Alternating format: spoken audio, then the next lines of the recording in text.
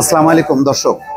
রাজনৈতিক অঙ্গনে একটা গুঞ্জন আছে যে সরকার এবং সেনাবাহিনী বিপরীতমুখী অবস্থানে চলে গেল কিনা বা একটা দ্বান্দ্বিক সম্পর্কে চলে গেল কিনা কোনো কোনো ইস্যুতে, বিশেষ করে সেনাপ্রধান যে বক্তব্য রেখেছেন জেনারেল ওয়াকারুজ্জামান, করিডোর, বন্দর এবং নির্বাচন, এই বিষয়ে সরকার ভালোভাবে নেয়নি এবং এটা সরকারের জন্য একটা অস্বস্তির কারণ দাঁড়িয়েছে এবং ঘটনাক্রমে বিএনপিও একই সুরে কথা বলেছে। ফলে দুয়ে দুয়ে চার হলো কিনা এটা সরকারের একটা মাথা ব্যথা ছিল। ফলে এই অবস্থায় সেনাবাহিনীর একটা ব্যাখ্যা জরুরি ছিল। তো এই অবস্থায় আজকে সেনা সদর আনুষ্ঠানিকভাবে প্রেস ব্রিফিং করেছে। এটাও ব্যতিক্রমী যে এরকম পরিস্থিতিতে সেনাবাহিনী প্রেস ব্রিফিং করা। যদিও আমরা জানি যে এখন যেহেতু একটা সংকটকালীন সময়, নিরাপত্তা বিষয়ে মাঝে মধ্যে তারা ব্রিফিং করে, তারা জানায় যে আইন শৃঙ্খলা পরিস্থিতি ব্যাপারে তারা কি কি পদক্ষেপ নিচ্ছে।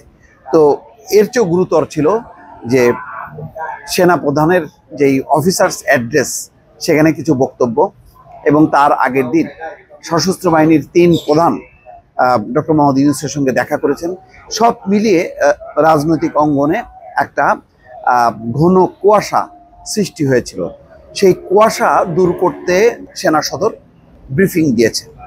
সেখানে বলা হচ্ছে সরকার এবং সেনাবাহিনী একে অপরের বিপরীতে দাঁড়ায়নি এবং একসঙ্গে কাজ করছে বলে জানিয়েছে সেনা সদর। সোমবার এক সংবাদ সম্মেলনে সাংবাদিকদের প্রশ্নের জবাবে এই কথা জানিয়েছে সেনা সদর।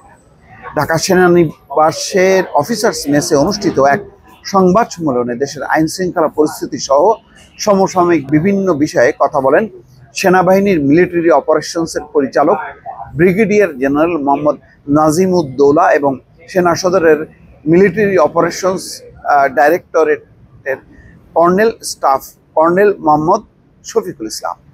মিয়ানমারের রাখাইনে মানবিক করিডোর দেওয়া নিয়ে এক প্রশ্নের জবাবে স্টাফ কর্নেল মোহাম্মদ শফিকুল ইসলাম বলেন, দেশের নিরাপত্তা বিঘ্নিত হয় এমন কোনো কাজে সেনাবাহিনী সম্পৃক্ত হবে না। করিডোর নিয়ে সাংবাদিকদের অপর এক প্রশ্নের জবাবে জেনারেল মোহাম্মদ নাজিমুদ্দৌলা বলছেন, যেভাবে কথা আসছে যে সরকারের সঙ্গে সেনাবাহিনীর বিশাল মতপার্থক্য রয়েছে, বিভেদ রয়েছে, মিডিয়াতে বিষয়টি যেভাবে আসছে এরকম আসলে কিছুই হয়নি। আমরা একে অপরের সঙ্গে সমঝোতার মাধ্যমে সুন্দরভাবে কাজ করছি। এটা ভুলভাবে ব্যাখ্যা করার কোনো সুযোগ নেই। সম্ভবত রাজনৈতিক যে একটা ঐক্যমত্য হয়েছে, বিভিন্ন রাজনৈতিক দলের সাথে বৈঠক হয়েছে, কিন্তু সেনাবাহিনীও একটা প্রতিষ্ঠান, গুরুত্বপূর্ণ প্রতিষ্ঠান, তারাও যেহেতু স্পর্শকাতর বিষয়গুলোতে কথা বলেছে, সুতরাং রাজনৈতিক দলগুলোর সঙ্গে ডক্টর মোহাম্মদ ইউনূসের কথা হয়েছে। তাহলে সেনাবাহিনীর অবস্থানটা কি, এটা একটা কৌতূহল থাকবে এবং এটা নিয়ে নানা রকম গুজবের ডালপালা, জল্পনা কল্পনা, সেগুলো অনেকে সামনে আনার চেষ্টা করবে। সেই কারণেই সেনা সদর সম্ভবত একটা প্রেস ব্রিফিং করে এই ব্যাখ্যাটা দিচ্ছে। বিষয়গুলো জটিলভাবে চিন্তা না করে সহজভাবে ভাবার আহ্বান জানিয়ে নাজিমুদ্দৌলা বলছেন, আমরা যেন বিষয়টিকে এমনভাবে না দেখি যে সরকার এবং সেনাবাহিনী ভিন্ন ভিন্ন চিন্তা করছে এবং একে অপরের বিপরীতে দাঁড়িয়ে আছে। এটা কখনোই না। সরকার ও সেনাবাহিনী একসঙ্গে কাজ করছে, ভবিষ্যতে আমরা একসঙ্গে কাজ করে যাব বলে দৃঢ়ভাবে বিশ্বাস করি।